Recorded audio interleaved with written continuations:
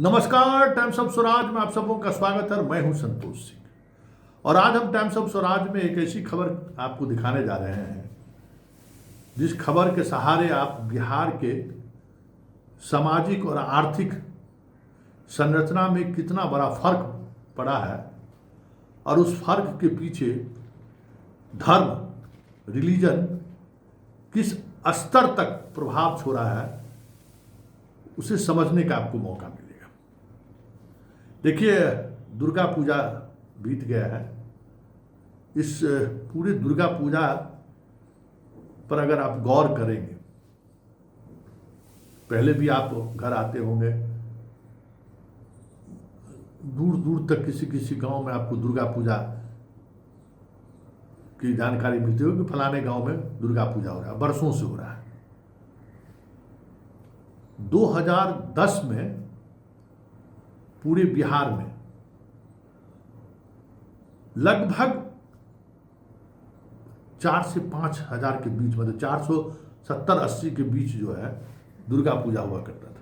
ये on registered बात कर रहे हैं 2010 में पूरे बिहार में, पर लगभग 5,000 मान के चलिए, मतलब, और ये सरकार का आंकड़ा डाटा हम बता रहे हैं, लगभग उतना मान के चलिए।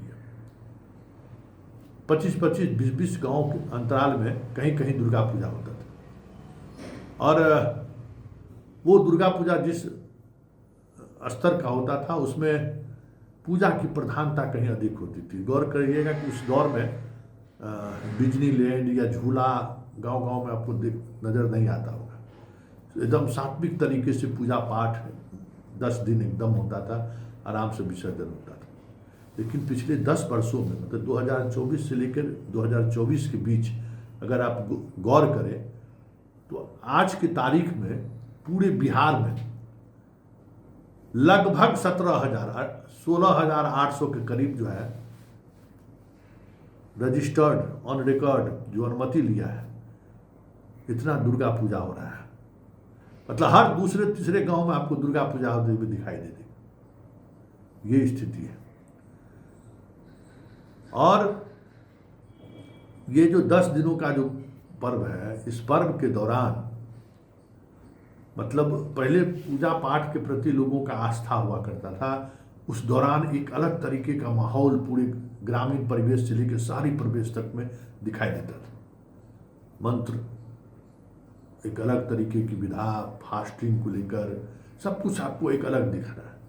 आज फास्टिंग को लेकर लोगों में आकर्षण बढ़ा है, लेकिन ये पर्व पूरी तौर पर अब मेला में परिणत हो गया है।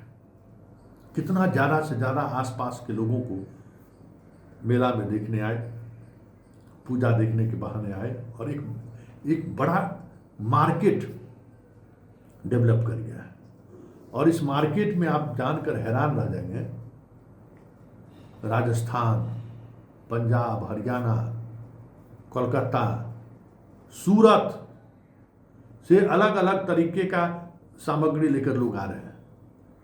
और सबसे बड़ा कोलकाता में आपको जो बाल गर्ल है ना, बाल गर्ल जो नाच करने वाली है, ये तो समझिए कि हर दूसरे तीसरे पूजा समिति के द्वारा पूरे कार्यक्रम के दौरान उसको हायर कर रहा है।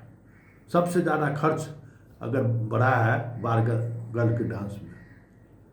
पूरी इकोनॉमी इस पूजा विधि के दौरान बदल गया है। तो 1,000 करोड़ का कम से कम लगता है कि इस 10 दिनों के अंदर में व्यापार होता है, रोजगार, आर्थिक ट्रांजैक्शन होता है। कई इलाके में अभी भी लगभग 800 प्रतिमाएं ऐसी हैं जो विसर्जित नहीं हुई हैं। उस पूर्णिमा के दिन विसर्जित होगा। और ये हम सरकार के, क्योंकि ये जो जितनी मूर्तियां बनती हैं ना, पूरा बिहार पुलिस मुख्यालय से उसका एक एक मूर्ति का कह सकते हैं कि उसके पास विवरण ही रहता है।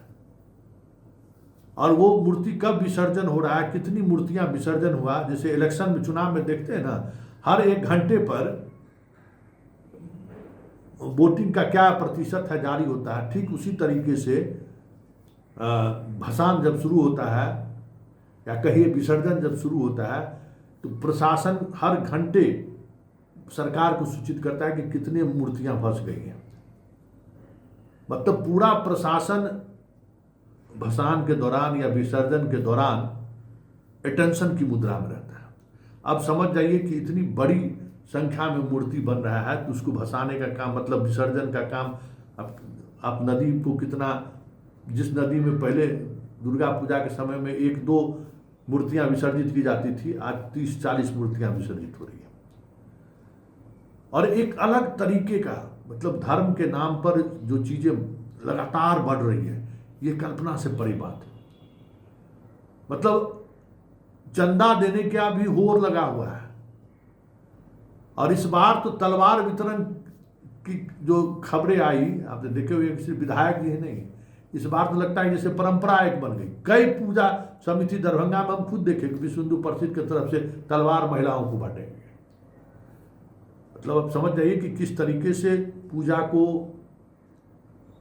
साधना से बाहर, मंत्रोच्चारण जो कुछ भी है पूजा पद्धति, सिर्फ वही नहीं है, उससे किस तरीके से चीजें बदलने की कोशिश हो रही है, ये भी समझने की जरूरत है। इस दौरान जितना पॉल्यूशन, गांव में भी आपको इस तरीके का डीजे बजना, साउंड बॉक्स बजना, अलग अलग तरीके का लाइट लगाया जाना, जो सारी कुछ पर्यावरण के प्रतिकूल है, वो सारी चीजें भी हम लोग इस्तेमाल कर रहे हैं। मतलब एक पूजा को लेकर किस तरीके से इकोनॉमिक चेंज हो रहा है, यही सिर्फ नहीं है, किस तरीके का बदलाव हो रहा है, ये भी समझने की जरूरत है। पर हमारे पर्यावरण पर कितना असर पड़ रहा है। और आप एक बात जान के हैरान, हम तो पहली बार देखे कि DMCH दरभंगा में कैंपस में डिज्नीलैंड लगा हुआ है। बताइए, वो एजुकेशन सिस्टम, एजुकेशन का हब है, मेडिकल कॉलेज है, वहाँ अस्पताल है, पढ़ने पढ़ाने के लिए स्टूडेंट आया जाया करते हैं, वहाँ मरीज भर्ती होता है, और वहाँ डिज्नीलैंड चल रहा है। आज तक कभी लाइसेंस नहीं दिया था प्रशासन में। सुनते हैं कि हमारे संजय सरावगी जी का बड़ा सहयोग है उस डिज्नीलैंड को चालू करने में। तो ये भी एक अलग तरीके के माफिया है कि जहाँ डिज्नीलैंड नहीं पहुँचना चाहिए वहाँ डिज्नीलैंड पहुँच रहा है, प्रशासन के मदद से उनको लाइसेंस दी जा रही है। मतलब इसके सहारे एक अलग तरीके का सिंडिकेट भी खड़ा हो रहा है, जो चंदा वसूली से लेके, और कह सकते हैं कि चंदा वसूली भी तो बहुत एक अलग तरीके का सिंडिकेट है, व्यापारियों से जबरन चंदा लेना, ये सब कुछ चल रहा है अंडर टेबल। लेकिन सबसे इतर जो सबसे महत्वपूर्ण बात है कि पूरे पूजा प्रोसेस में जो हमारी धार्मिक मान्यता रही है दुर्गा पूजा को लेकर, वो कहीं न कहीं दूर छूटता हुआ दिख रहा है।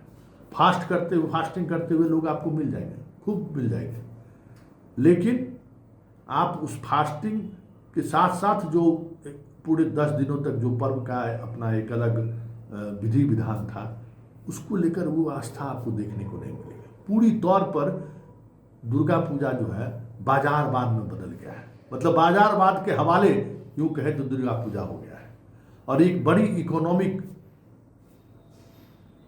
का कह सकते हैं कि चेन गांव में जो है इस दौरान आर्थिक गतिविधियां बढ़ जा रही है। तो ये एक बड़ा चेंज हुआ है। अब इसका कितना प्रभाव पड़ेगा सोसाइटी पर, क्योंकि इस तरीके से अगर मूर्ति पूजा की परंपरा गांव में बढ़ती चली गई, तब तो फिर प्रशासन के लिए तो तनाव का कारण बनेगा ही बनेगा। मानसिकता भी समझिए कि हम कहाँ जा रहे हैं, किस और जा रहे हैं, और ये सारी चीज़ें जो बढ़ रही है ना, ये भी एक सोच का नतीजा है। और इसके पीछे भी एक बड़ा पर्पस, उद्देश्य काम कर रहा है।